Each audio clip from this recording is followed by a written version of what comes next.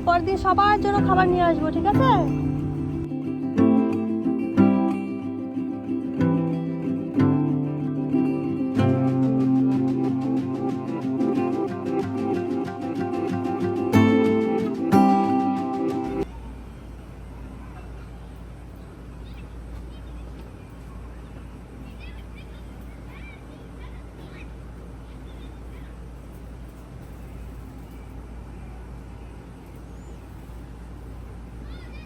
Hello, আপনাদের সবাইকে welcome জানিয়ে শুরু করছি আজকে নতুন একটি ভ্লগ। আমি শর্মিষ্ঠা। আশা করি আপনারা সবাই খুব ভালো আছেন, সুস্থ আছেন, আর আমরাও বেশ ভালো আছি। ঘড়িতে সময় এখন সকাল 8টা। আজকে বাইরের ওয়েদারটাও বেশ ভালো। সকালে ঘুম থেকে উঠেই আমার যে কাজটা থাকে 1 গ্লাস উষ্ণ গরম জল খাওয়া, তাই আমি গরম জলটা বসিয়ে দিলাম। আজকে সকালে ঘুম থেকে উঠেই দেখছি ভালো রোদ উঠেছে। কয়েকদিন ধরে এখানে বৃষ্টি চলছে, কয়েকদিন বলতে প্রায় 1 সপ্তাহ হবে রোজ বৃষ্টি হয়ে যাচ্ছে এখানে। আর এই গাছগুলোকে গতকাল রাত্রে আমি ঘরে নিয়ে এসে রেখেছিলাম। এখানে একটা টমেটো গাছ আছে, আর যে লঙ্কার গাছটা আপনাদের প্রায় দেখাই সেটা থেকে কয়েকটা বীজ বসিয়েছিলাম। এই চারাগুলো যেহেতু ভালো বড় হয়েছে, আজকে ভাবলাম এগুলোকে বাইরে লাগিয়ে দেবো।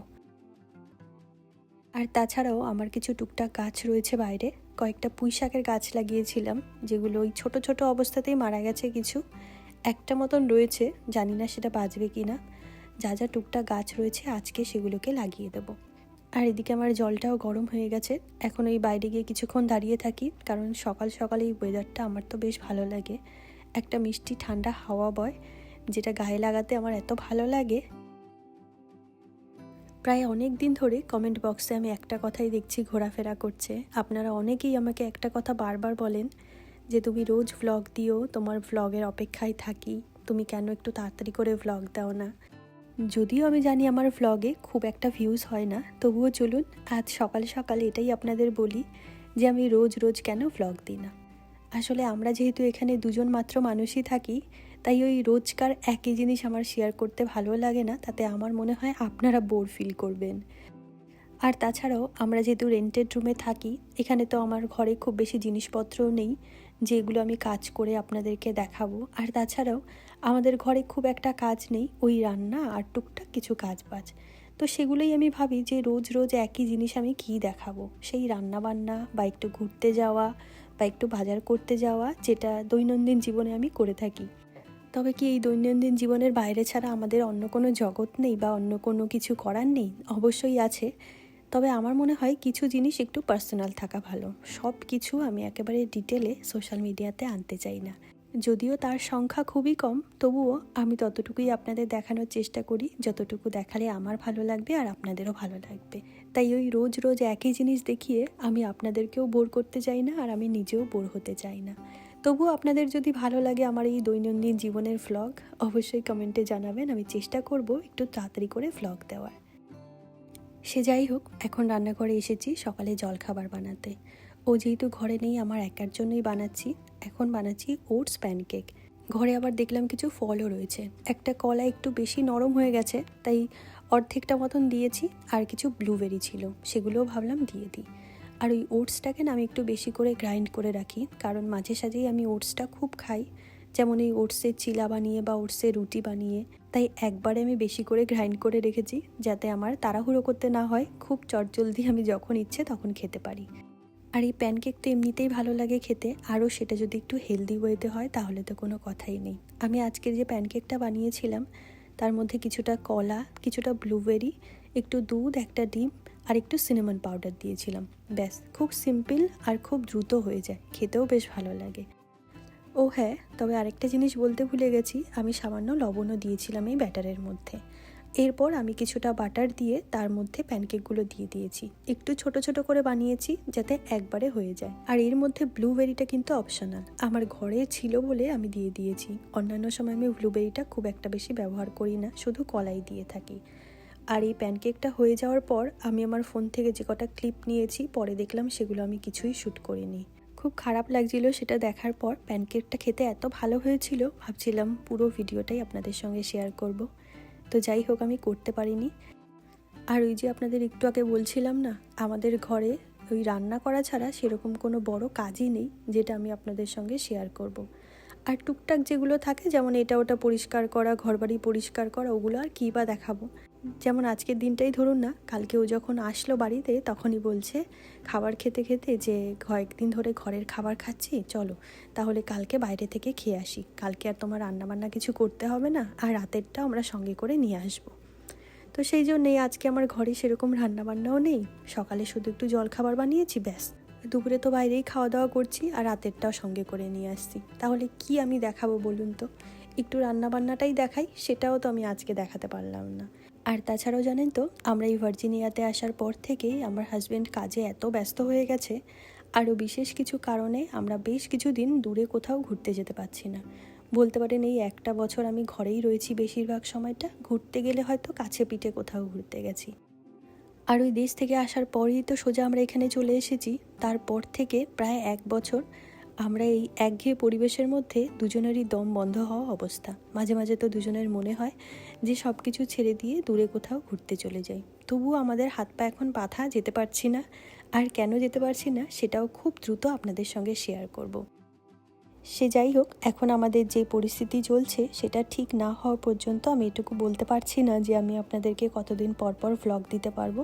তবে হ্যাঁ, এটুকু বলতে পারি, আগামী দিনের যে ভ্লগগুলো আসবে সেগুলো আশা করি আপনাদের খুব ভালো লাগবে। খুব নতুন নতুন কিছু ভ্লগ আসছে, আশা করি আপনাদের ভালো লাগবে।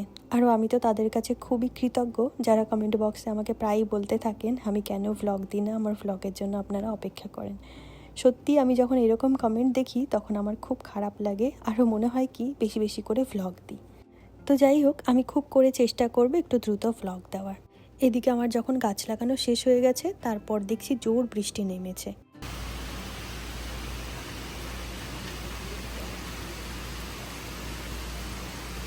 গাছ লাগানোর পর আমি আর দেরি করিনি, সোজা গিয়েছিলাম স্নান করতে।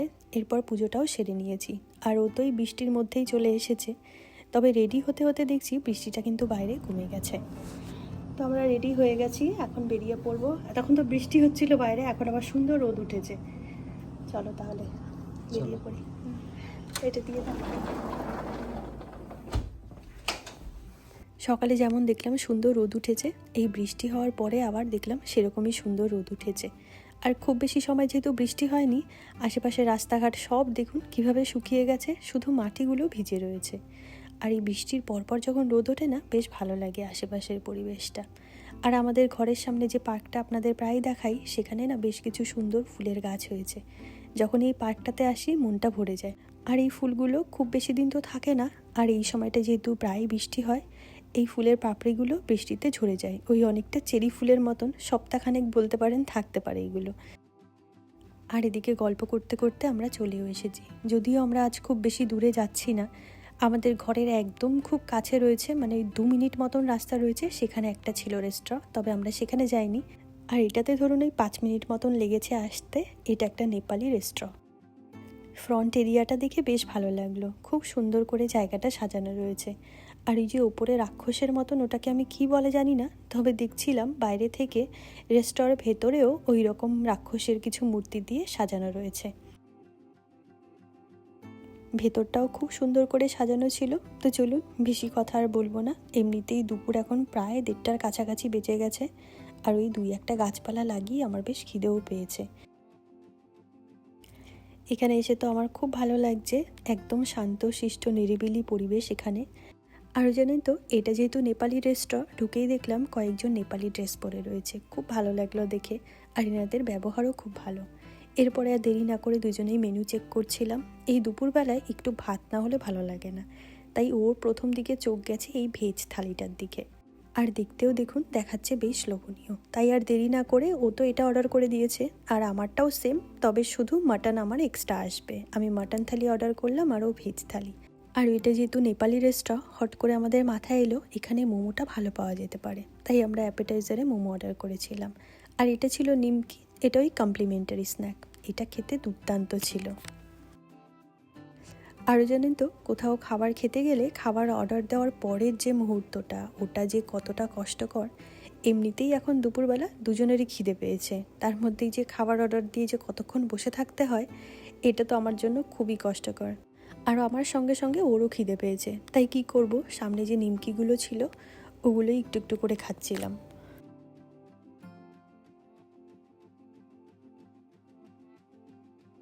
যাক, কিছুক্ষণ বসে থাকার পর অবশেষে আমাদের এই যে প্লেটটা চলে এসেছে। এত লোভনীয় ছিল এই প্লেটটা, কিছু বলার ভাষা নেই। আর এতক্ষণে বসে বসে আমাদের পেট দিয়ে মনে হচ্ছিল ইঁদুর দৌড়াচ্ছে। এটা পুরোটাই ছিল একটা ভেজ থালি। প্রথমত শাকটা দেখেই তো আমাদের দুজনের মন ভরে গেছে, কারণ আমরা শাক খেতে খুব ভালোবাসি। তবে এটা কি শাক না খেয়ে বলতে পারবো না। আর ছিল ফুলকপি, আলু, ক্যাপসিকাম দিয়ে একটা শুকনো সবজি, কলাইয়ের ডাল ছিল, আর আমার কাছে ছিল মাটন কারি, আর ওরটা ছিল পনির কারি। তার সঙ্গে ছিল স্যালাড, একটা পাঁপড় ছিল, আর এখানে ছিল রাইস পুডিং, আর তার সঙ্গে সামান্য আচারও দেওয়া রয়েছে। পুরো কমপ্লিট একটা মিল, আর তার সঙ্গে অসাধারণ দেখতে হয়েছে। আশা করি খাবারগুলোও বেশ ভালো হবে। আর সত্যি কথা বলতে এখন এমন একটা পরিস্থিতি হয়েছে, নিজের হাতের খাবার খেতে খেতে একদম বোর হয়ে গেছি। তাই যে কোনো জায়গায় গেলে যদি একটু খাবারের হাতটা বদল হয়, সেটাই মনে হয় অমৃত, যেমনটা ঠিক আজকে মনে হচ্ছিল।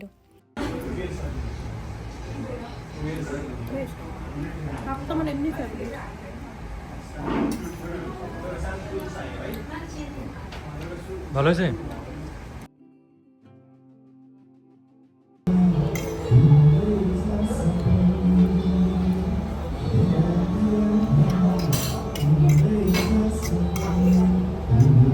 প্রথমে তো এই শাকটা খেলাম, এটা হয়তো ওই সেদ্ধ করে লবণ হলুদ দিয়ে ভাজা হবে, এত অসাধারণ খেতে। আর ওর কাছে শুনলাম এটা সর্ষে শাক।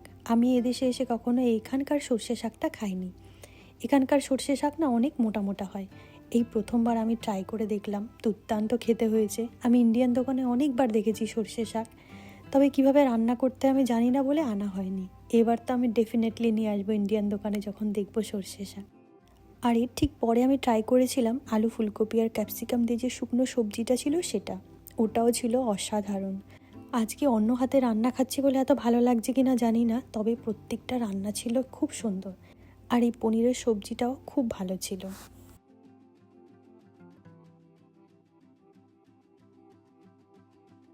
আর এখানে আমি ওই পনিরের সবজির কথাটা বলছিলাম। আমেরিকাতে আসার পর আমি যে কটা ইন্ডিয়ান রেস্টুরেন্টে খেয়েছি, প্রত্যেক দোকানের পনিরের সবজিটা আমার একদম ভালো লাগেনি। প্রচুর পরিমাণে মশলা দেওয়া থাকে, তবে আমি জানি না এখানকার পনিরের সবজিটা এত ভালো লাগলো খেতে। এখানকার খাবার সম্পর্কে আমার সত্যিই কিছু বলার নেই। আর এটা ছিল কলাইয়ের ডাল। আমি কলাইয়ের ডাল খুব একটা খাই না, এই ডালটার মধ্যে এত পরিমাণে ঘি দেওয়া ছিল, খেতে অসাধারণ লেগেছে। তবে এই সব কিছুর মধ্যে মাটনটা আমার অ্যাভারেজ লেগেছে। এখন মনে হচ্ছে মাটনটা বাদ দিয়ে যদি ফুল ভেজ থালিটা নিতাম তাহলে ভালো হতো।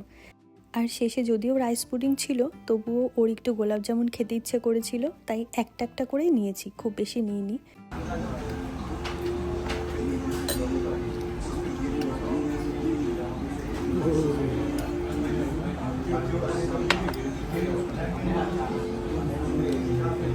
মিষ্টিতে একটা খুব খুশি।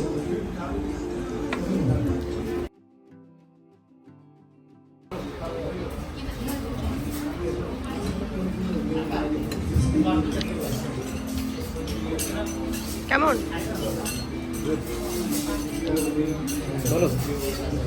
দেশে থাকাকালীন সময় আমরা দুজনের কেউই জানতাম না যে আমরা মিষ্টি খেতে কতটা ভালোবাসি। আর এখানে সবসময় বানানো হয় না, আর বানিয়ে খেতে অনেক সময় ঝামেলাও মনে হয়।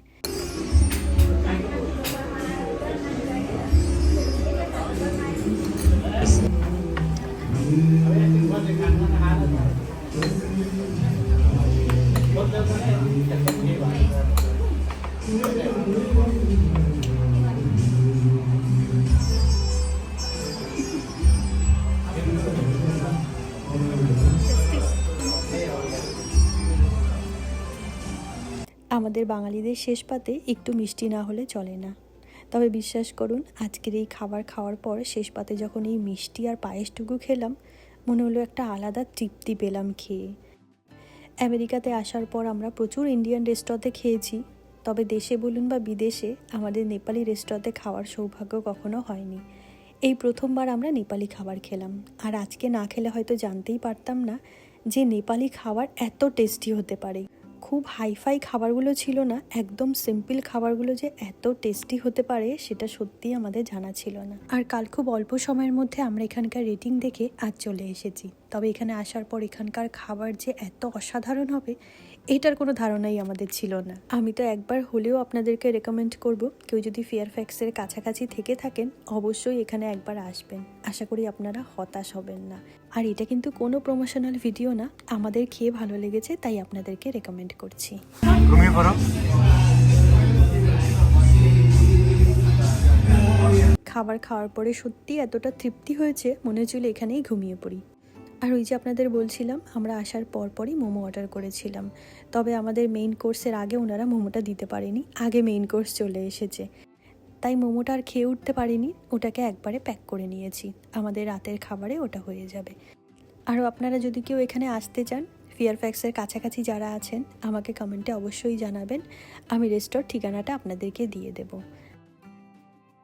তো যাই হোক, দুপুরের ভুরিভোজ শেষ করে এখন ভাবলাম আর ঘরে যাব না, আজকে যেহেতু ওয়েদারটা বেশ ভালো আছে আর এখন আবার একটু মেঘলা মেঘলা ওয়েদার, বাইরে খুব একটা রোদ বা গরম কিছুই নেই, তাই ভাবলাম আমাদের ঘরের কাছেই একটা পার্ক রয়েছে, সেখানে একটু ঘোরাঘুরি করে হাঁটাহাঁটি করে তারপরে ঘরের দিকে যাই। এখান থেকে আমাদের ঘর অবশ্য খুব বেশি দূরে না।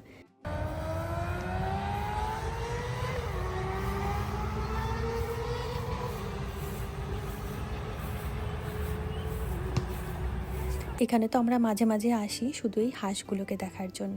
এখানে একটা ছোট্ট জলাশয় মতন রয়েছে, এখানে যে কত হাঁস রয়েছে যা বলে বোঝানো যাবে না। এই ছোট্ট জলাশয়টা চারিদিকে দেখুন কত হাঁস ঘোরাঘুরি করছে।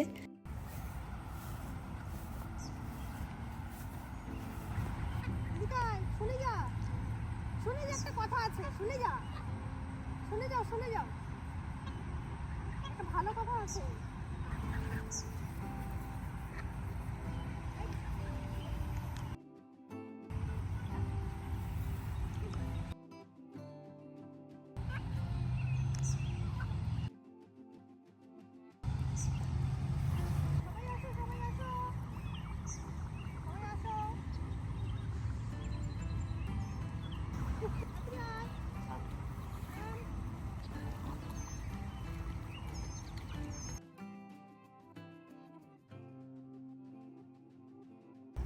খুব ভালো রে, খুব ভালো। যাও, এই পরের দিন সবার জন্য খাবার নিয়ে আসবে, ঠিক আছে? ঠিক আছে, কি খাবে বলো? পিৎজা না বার্গার? কোনটা খাবে, পিৎজা না বার্গার?